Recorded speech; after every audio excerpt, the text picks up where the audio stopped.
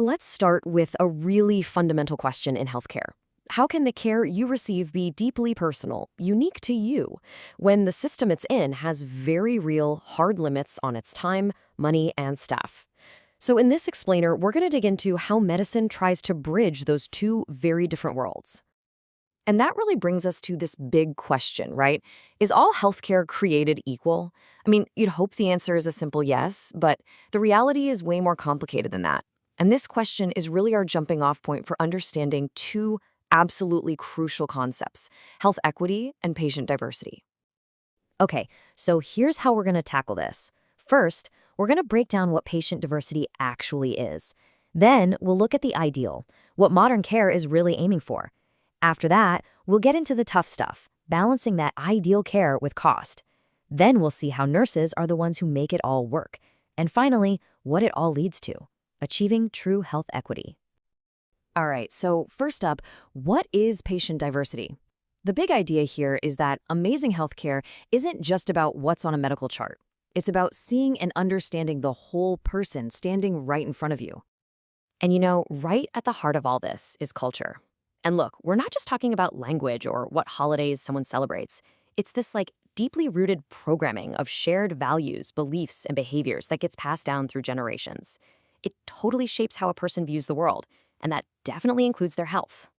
But that cultural lens, that's just one piece of the puzzle. Real diversity has so many different dimensions. You've got race, ethnicity, language, religion, gender identity, sexual orientation, ability status. I mean, the list goes on. Think of each one as another layer that makes up who a person is and what they need from their healthcare. And this is where all that theory gets super real, super fast. Think about it. The way someone experiences pain, or their beliefs around childbirth, or even how they view death, none of that is universal. It is so often shaped by culture. So understanding this stuff isn't just a nice to have, it's absolutely essential to give good care. Okay, so if every single patient is that unique, what are we even aiming for? What's the goal here? Well, that brings us to the big objective of modern care: making sure treatment is culturally safe and equitable for everybody. And the magic phrase here is culturally safe care. What does that mean? It means creating a space where a patient feels truly seen, heard, and respected for who they are. It's not just about not offending someone. It's about actively responding to their background to give them better care. So how do you actually do that? Well, one of the core ideas comes from something called transcultural nursing, and the goal here is pretty radical. It's not to make the patient fit into the system, it's to make the system work with the patient's culture. Sometimes that means preserving a practice, sometimes accommodating it, and sometimes gently helping to repattern it. But the key is it's always done with the patient, as a partner. All right, so that's the ideal, the perfect world scenario. But now we've got to get real. This brings us to our third section, the constant balancing act between care and cost. This is where we talk about the tough realities of the healthcare system. And this lays out the central conflict perfectly. On one side, you have the patient. They need and absolutely deserve things like individualized plans, respect, all the time in the world. But on the other side, you have the system, and it's grappling with tight budgets, not enough staff, and a limited amount of beds and equipment. So how on earth do you make those two things meet in the middle? Well, the system's answer to that puzzle is resource management. And listen, I know that can sound like a cold corporate buzzword for just cutting costs, but it's way more than that. It's really this constant high-stakes juggling act with everything the system has: the people, the money, the tech, the buildings, all to provide the best care they possibly can under all that pressure. So what exactly are we talking about when we say resources? Take a look at this breakdown.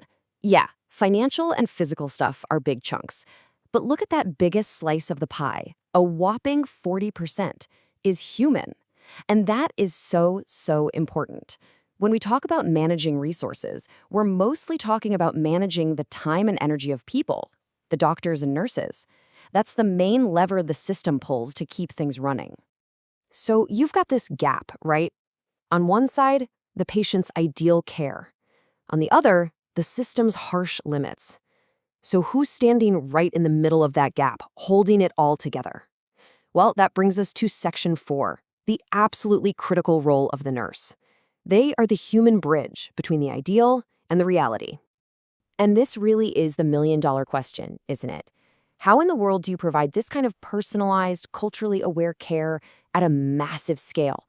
I mean, for thousands of patients every single day, inside a system that's stretched to its limits? The answer, it really comes down to the skills of the person right there at the bedside. So how do they do it? Well, nurses use these brilliant, structured frameworks to make sense of the chaos. A classic example is the ABCDE framework.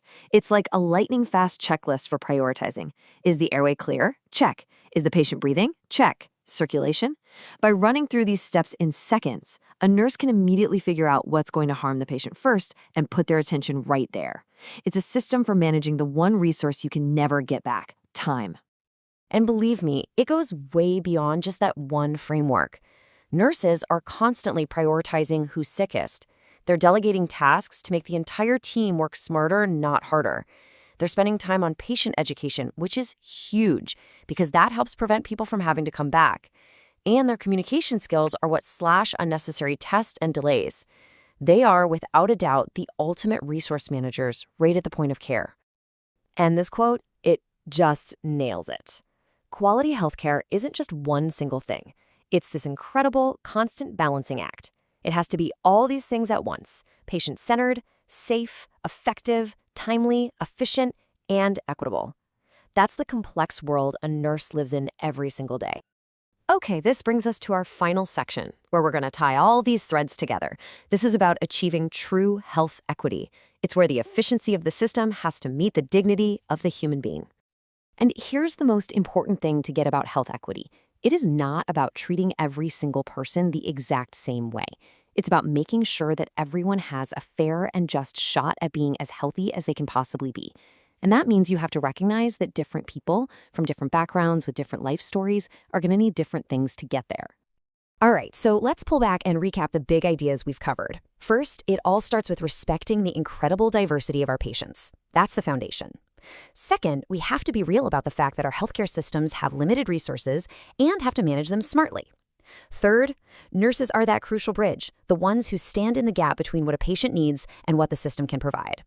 And finally, and this is the big payoff, when you combine that deep cultural understanding with smart, efficient management, that's how you get to the ultimate goal: health equity for all.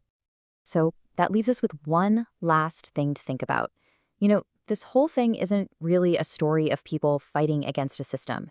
It's about finding alignment. So what happens when we design systems that actually empower our nurses and doctors to provide that humane, personalized care in an efficient way?